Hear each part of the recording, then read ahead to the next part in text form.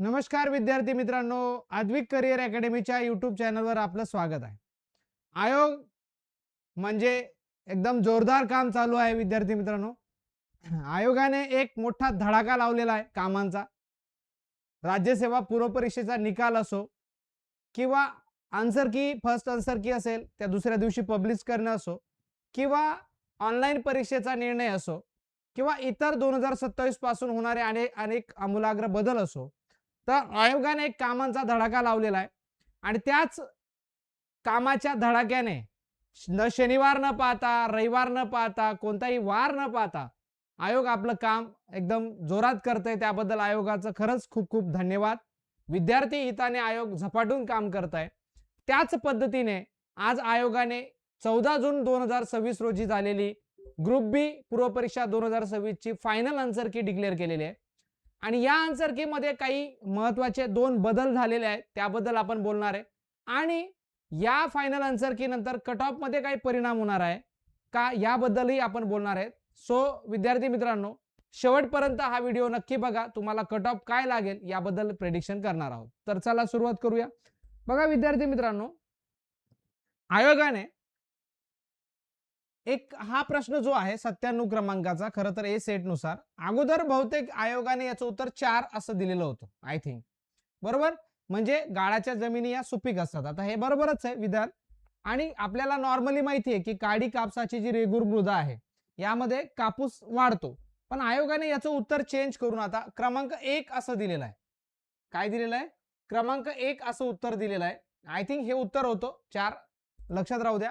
आणि एक उत्तर आता बदललेलं आहे, म्हणजे बहुतेक हे उत्तर आयोगाने आता नवीन आन्सर की मध्ये दिलेलं आहे. हे मॅथ्स रिझनिंग मधला हा प्रश्न आहे, हा भूगोलचा प्रश्न नाही आहे, लक्षात राहू द्या. मॅथ्स रिझनिंग तुम्ही भूगोल मध्ये शोधत बसा सर, हा प्रश्न तर मी पुढे पाहिला नाही, आता मॅथ्स रिझनिंगचा प्रश्न आहे.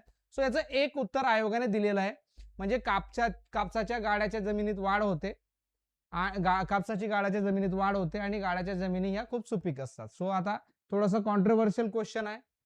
त्यानंतर म्हणजे कॉन्ट्रोवर्शियल म्हणण्यापेक्षा ऍक्च्युअल सुपीक जमीन असल्यामुळे त्यांनी कापसाचा तो अँगल लावलेला आहे, म्हणजे तिथं रेगूर मृदा न आत येता गाळाच्या मृदाला ते घेतलेलं आहे. म्हणून याचं उत्तर 1 आहे, एवढं लक्षात राहू द्या. तो काय होतं पहिले, कितवा नंबर होता ते सोडून द्या, पण बऱ्याच जणांचं याचं उत्तर आता रिवाइज करून घ्या. ज्यांचं 1 बरोबर असेल त्यांचा मार्क वाढण्याची शक्यता दाट आहे, कारण भरपूर विद्यार्थ्यांनी उत्तर 1 लिहिलेलं असण्याची शक्यता आहे. दुसरा मुद्दा, 66व्या क्रमांकाचा जो प्रश्न आहे हा प्रश्न रद्द केलेला आहे आयोगाने, म्हणजे हा प्रश्न आता रद्द झालेला आहे असं आपण म्हणूया. हा प्रश्न रद्द झालेला आहे. याचं उत्तर आय थिंक आयोगाने 3 दिलेलं होतं आणि ऍक्च्युअल आपण जर बघितलं तर हा प्रश्न आयोगाने, सायन्सचा प्रश्न आहे हा रद्द केलेला आहे. काय हा प्रश्न रद्द झालेला आहे. सो असे 2 चेंज झालेले आहेत. त्यामुळे मार्कामध्ये एखाद मार्काचा इकडं तिकडं प्लस मायनस होऊ शकतो, जास्त काही मार्क्स मध्ये फेरफार होऊ शकणार नाहीये. मग आता विषय येतो सर कट ऑफचा. आता कट ऑफ किती लागेल? तर विद्यार्थी मित्रांनो, आपण सुरुवातीच्या पहिल्या आन्सर की नुसार जेव्हा प्रेडिक्शन केलं होतं तेव्हा 48 ते 50 असं आपण सांगितलं होतं फर्स्ट आन्सर की नुसार. मी तर दुसऱ्याच दिवशी कट ऑफ, म्हणजे बरेच व्हिडिओ नंतर आले, मी त्याच्या पहिलेच बोललो होतो आणि सगळ्यांचे एक्सपेक्टेड कट ऑफ आपले त्याच रेंज मध्ये आहेत. सो 48 ते 50 हा एक्सपेक्टेड कट ऑफ सांगितलेला होता. 552 जागांच्या हिशोबाने हा कट ऑफ मी सांगितलेला होता. आणि आता एसआरच्या 40 जागा, ज्या अर्थी आपल्याला माहिती अधिकार किंवा अनेक माध्यमातून माहिती पडतंय की एसआरच्या 40 जागा आयोगाकडे गेलेल्या आहे, त्यामुळे 552 प्लस 40, सो 592 जागा आता सध्याच्या घडीला आहेत असं पकडून चाला. मागचा आपला 2025 चा जो कट ऑफ होता तो 51.25 होता.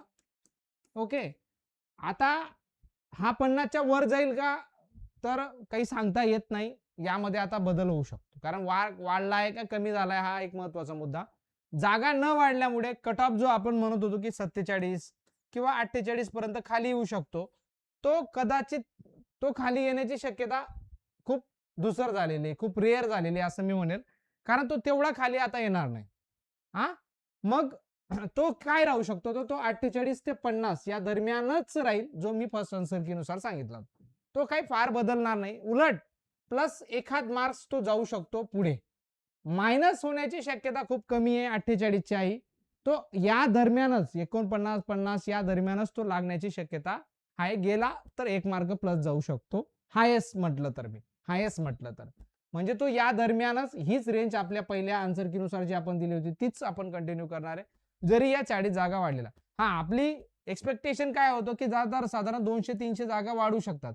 म्हणजे यात एएसओच्या जागा होत्या किंवा एसटीआयच्या जागा होत्या, या जर वाढल्या तर कट ऑफ हा 45, 46, 47 पर्यंत खाली येऊ शकतो असं वाटत होतं. पण आता जागा फार वाढलेल्या नाही, उलट मागच्या ऍड पेक्षा या 200 ने कमी आहेत जागा. त्यामुळे कट ऑफ हा एक्सपेक्टेडली जास्तच लागू शकतो असं आपण म्हणू शकतो. म्हणजे तो 50-51 पर्यंत जाऊ शकतो, पण 48 मिनिमम खाली येऊ शकतो, मॅक्सिमम तो 51 पर्यंत जाईल असा आपला अंदाज सध्याच्या घडीला आहे, असं आपण म्हणूया. हा, पण आता आयोगाने अजून फायनल जागांचं प्रेडिक्शन काढलेलं नाहीये. आपण गृहीत धरून चाललोय की एवढ्या जागा आहेत. पण जर यात अजून एएसओचं किंवा एसटीआयचं काही मधून मागणी पत्र गेलेलं असेल की जे कोणाला माहित नाही, आणि खरंच कोणाला काही माहित नसतं, एक्झाम ऑनलाईन होणार आहे 2026 ची, कोणालाच माहित नव्हतं.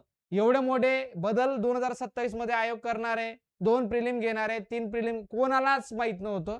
आणि शक्यतोवर आज आन्सर की येणार आहे हे पण कोणीच सांगू शकत नव्हतं. सो शनिवार नाही बघत आहे आयोग, रविवार नाही बघत आहे आणि शुक्रवार काय. त्यामुळे कोण काय सांगताय यापेक्षा आयोग काय म्हणतंय ते महत्वाचं आहे विद्यार्थी मित्रांनो. आणि आयोगाने हे आन्सर की टाकलेले आहेत. पुढच्या 7 दिवसात 100%, पुढच्या आठवड्यात म्हणजे पुढील आठवड्यात 100% निकाल लागणार. पुढील आठवड्यात 100% निकाल लागणार. कारण याच्या मागचं कारण पण आहे, कारण आयोगाने स्वतःचं टार्गेट ठेवलेलं की 21 दिवसात रिझल्ट लावायचे. त्यामुळे साहजिक आहे, आपल्याला माहिती आहे की राज्यसेवेचा रिझल्ट 22व्या दिवशी लागून गेला होता.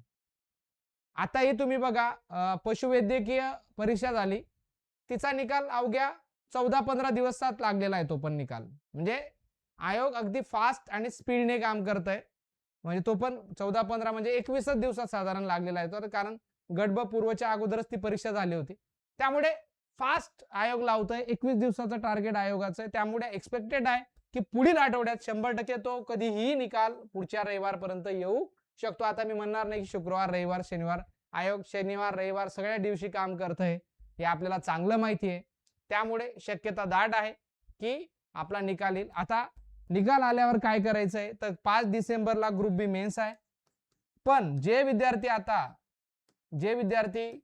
12 जुलैच्या मेन्सला आहेत ग्रुप सीच्या, त्यांनी आपला फोकस हटू देऊ नका. सध्या तुम्ही याच्यावरच फोकस करा.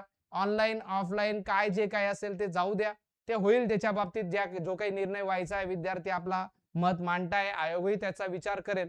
तुम्ही आता डिस्ट्रॅक्ट न होता, आणि ज्यांना 2026 ची प्रिलिम्स अभ्यासायची त्यांनीही आपला अभ्यास जोरात सुरू करा. ज्यांची ग्रुप सी 2026 ची प्रिलिम आहे, असं गृहीत धरून चाला की ती 27 सप्टेंबरलाच होणार आहे माझी, पहिल्याच दिवशी.